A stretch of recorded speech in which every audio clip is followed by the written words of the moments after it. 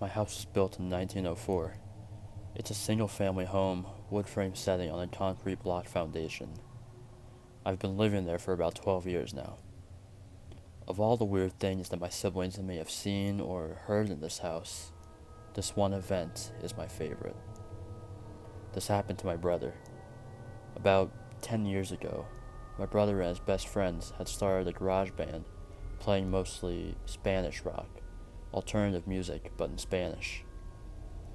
His friends could only get together on Sunday afternoons. They would practice into early evening, and they would usually call it quits by around 8 p.m. This was the time I usually showed up and went to bed because I worked the graveyard shift. This happened in late fall, so the days were getting shorter. They had just finished a long session when the decision to head to someone else's house came about. My brother handed his car keys to his buddy so they could load up the equipment.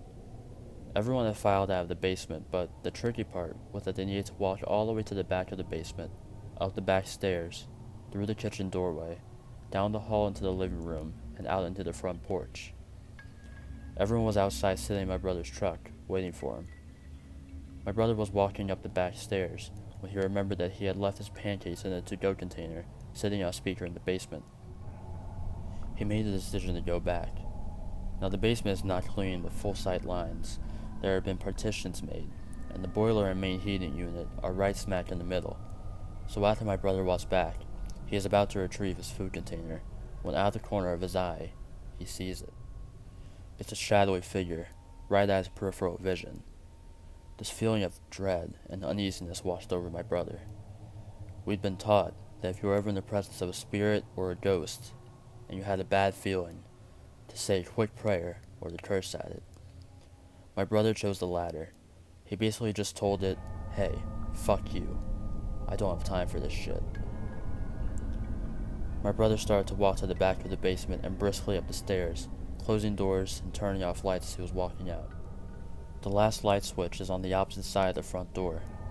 Luckily, the door was open, and the light from the street lamp was flooding the living room with its amber light. My brother said he felt something at his back, but at no point did he turn around. As he flicked the last switch, the living room went dark, as did the rest of the house. As he stepped out, he pulled on the door, closing it behind him, still holding his food container in one hand as he jogged down the few porch steps. He walked towards the front gate. Our house resides far from the main street, essentially having a large front yard but no rear garage. As he closed the gap between himself and his friend-laden truck, he kind of smiled and thought things over in his head, mad at himself for spooking out when there was no reason. He climbed into the driver's seat of the truck, putting on a seatbelt and getting ready to pull out of the parking spot directly in front of the house, when one of his friends asked, "Hey, wait, what about your brother? Isn't he coming with us?" My brother answered, "What do you mean? He went to work early tonight. He's already gone.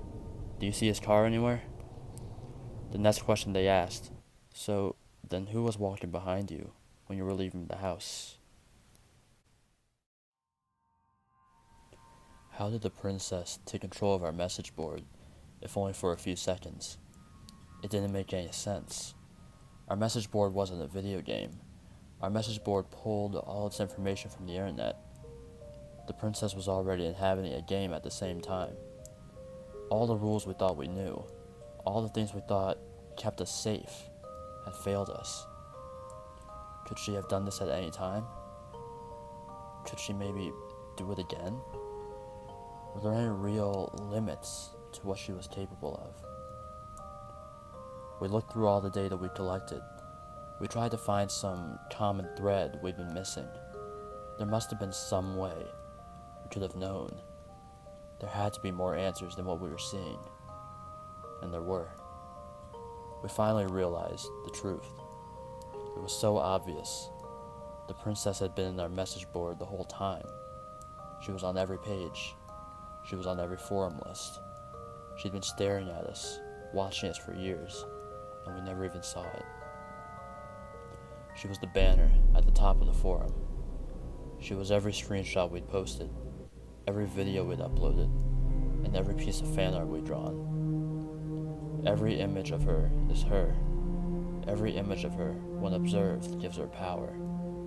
She's not a ghost. She's not a computer virus. She's an idea, living fiction. She lives off our observation and thoughts of her. When we all watched that stream, banded together and gave her all of our attention all at once, we made her even more powerful than she'd ever been before.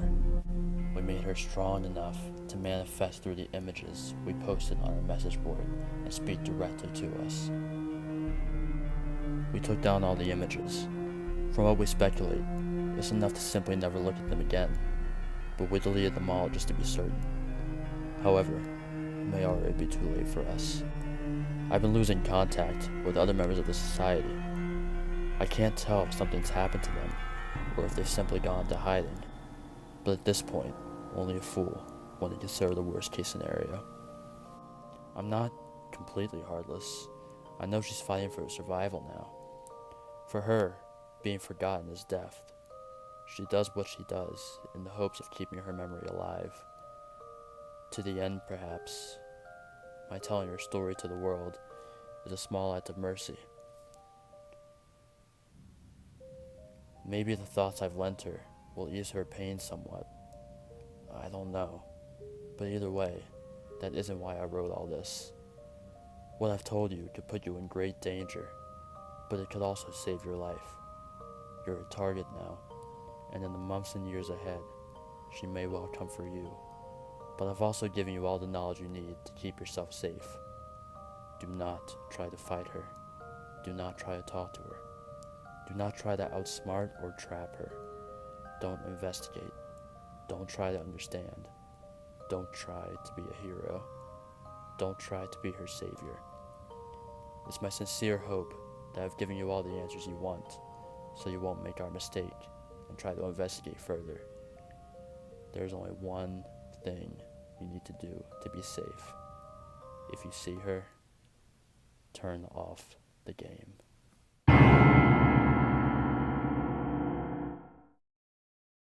I lay in my bed, restless and alone on a dark and silent night. I toss and turn in my bed, trying to find a comfortable spot, but I feel uneasy. Something about tonight just didn't feel right. I toss and turn until I finally find a comfortable position. I close my eyes, but it doesn't make a difference. It's too dark in my room to see a thing anyways. I guess it takes time for my eyes to adjust to the darkness. I lay there, still and silent, on a dark and dank night. My body is relaxed, my mind is blank, and I'm ready for some much-needed rest. Instantly, the silence is shattered, and my mind fills with fearful thoughts as my startled eyes flash open. It's almost undoubtedly the sound of a fist on glass, but no, it couldn't be. What would someone's motivation be to wake someone alone in the room? Think logically. If someone wanted to break in, why would they warn me with a knock? They would just break in, making a loud and obvious noise, or try to be as silent as possible.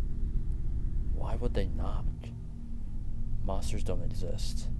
I could give myself some peace of mind and simply look out the window, but I'm facing the other way, and I'm too timid to turn my head, afraid of finding my greatest fears standing outside my window.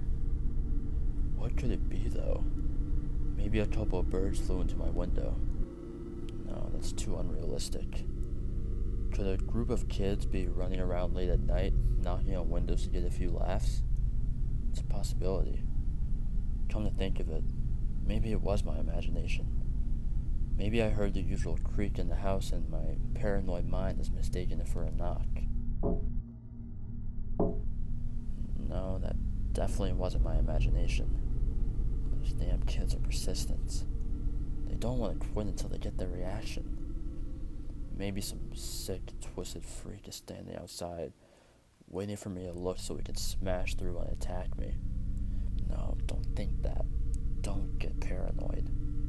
Besides, he's outside. I'm inside. Until I hear a shatter, I know I'm safe. Monsters don't exist.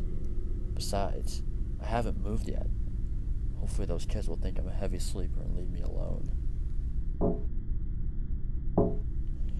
No, it can't be kids. No kid would wait around this long just to get a reaction from one lonely guy. They just get bored and move along. But what could it be? Why would a serial killer target me, of all people? Think logically. Monsters don't exist. Don't get paranoid. They're outside. I'm inside. Until I hear a shatter, I know I'm safe.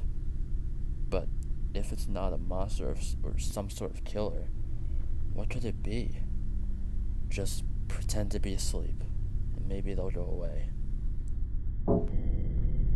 Oh God, I can't think of a noise I hate more than that persistent knock.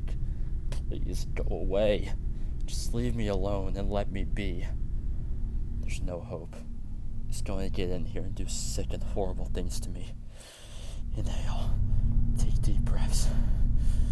I can feel my heart pound out my chest. Just relax. Monsters don't exist. Remember, they're outside. I'm inside. Until I hear a shatter, I know I'm safe. Repeat that. Don't let your fear get the best of you. Just pretend to be asleep. Don't move a muscle. They're outside. I'm inside. Until I hear a shatter, I know I'm safe. Monsters don't exist. Just pretend to be asleep and pray it'll go away. They're outside. I'm inside. Until I hear a shatter, I know I'm safe. Frightful tears begin to drip down my face. Monsters don't exist. Monsters do not exist. I begin to whisper to myself. They're outside. I'm inside. Until I hear a shatter, I know I'm safe. They're outside. I'm inside. Until I hear a shatter, I know I'm safe. I can't take it anymore. I'm gonna go mad listening to those knocks. At least, if I see what it is, I'll have peace of mind. Take a deep breath. I repeat to myself one more time. They're outside. I'm inside. Until I hear a shatter, I know I'm safe. I take a few more breaths, my heart pounding as hard as it's ever pounded in a mile a minute. I slowly turn my head to face the window. My heart sinks into my chest, and I'm too afraid to scream or move.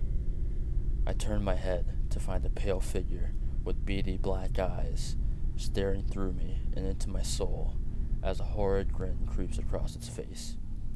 It was standing inside the whole time, knocking on my window.